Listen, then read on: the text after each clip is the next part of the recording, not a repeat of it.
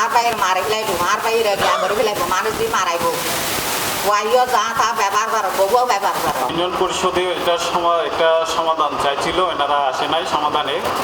এখন আপনারা আপনাদের প্রাপ্য না নিয়ে অযথা হয়রানি করতেছেন, আমরা এর থেকে পরিত্রাণ চাই। আমি আনোয়ারুল হকের বাগিনা। আমার মামার বিয়ে হয়েছিল 2004 সালে। ওনার এক ছেলে এক মেয়ে আছে। ওনার বিয়ের পর থেকে মামার সাথে মামির মোটামুটি একটা ঝামেলা সৃষ্টি হতো, ঝামেলা এটা লেগেই থাকতো। এরপরে দেখা যাচ্ছে যে পরবর্তী সংসার জীবনে উনি একটা পরকীয়ায় লিপ্ত হয়েছিল, যেটা মামা হাতে নাতে প্রমাণ পেয়েছিল, ওইটার ডকুমেন্ট ছিল। এটার ভিত্তিতে 2017 সালে ওনাকে ডিভোর্স দিয়ে দিয়েছিল।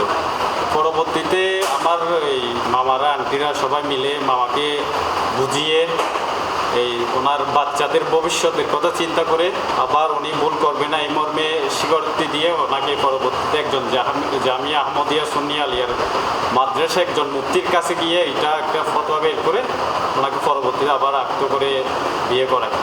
এর পরবর্তীতে দেখা যাচ্ছে যেটা আমি দেখতাম মাঝে মধ্যে আবারও মানে ওনাকে বিয়ে করে আনার পর থেকেই মানে কেন আনছে, এই জোর করে আনছে, ওনাকে আবার নিয়ে আসছে, এগুলা নিয়ে আবার একটা ঝামেলা সৃষ্টি হতো। মামা এক পর্যায়ে দেখতেছে যে ওনার অবাধ্য যখন হয়ে গেছে, উনি আমাদের সবার সামনে, এখানে মামারা ছিল, আন্টিরা ছিল, সবার সামনে ওনাকে ডিভোর্স দিয়ে যায়।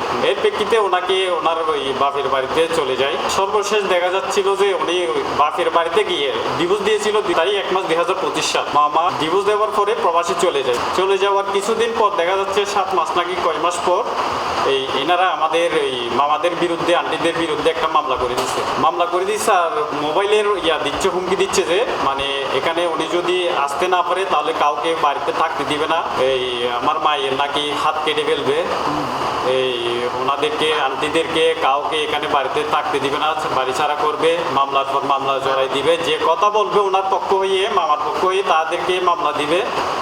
এই মামলা দিবে, এরপর এখানে যদি আসতে না পারে তাহলে যে বাধা দিবে তাকে করে ফেলবে, গুম করে ফেলবে।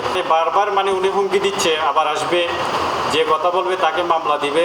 এটার একটা সমাধান চাই। আমরা আইনের প্রতি শ্রদ্ধাশীল। প্রশাসন, আমি আশা করি প্রশাসন আমাদেরকে সাহায্য করবে।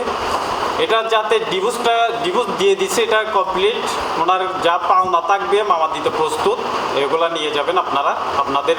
আর আমাদের অযথা আমাদের মামাদের, আমাদের আন্টিদের, মাদের হয়রানি করবেন না, আপনারা অযথা হয়রানি করবেন না।